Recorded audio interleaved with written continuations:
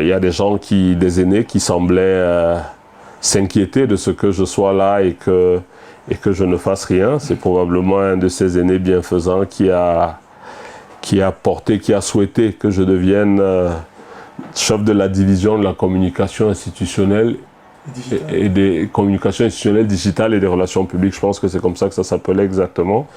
Mais sauf que là aussi, on a peut-être dû penser comme vous, que ça doit être un très bon contrat, ça doit être un très bon salaire et que ça ne se refuse pas.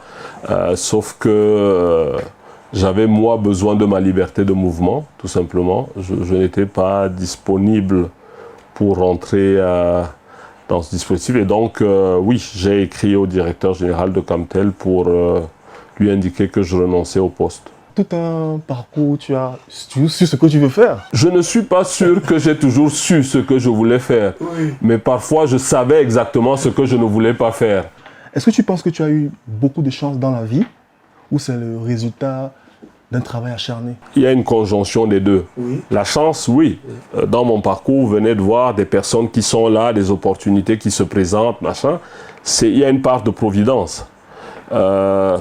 Mais aussi, la chance, elle arrive parce que probablement, vous avez le profil que les gens recherchent. Si vous ne l'avez pas, on ne vous donne pas forcément le boulot parce que vous avez de la chance. Donc, il y a une conjonction de facteurs. Maintenant, est-ce que c'est un travail acharné? Je ne me définis pas moi-même comme un travailleur acharné, non.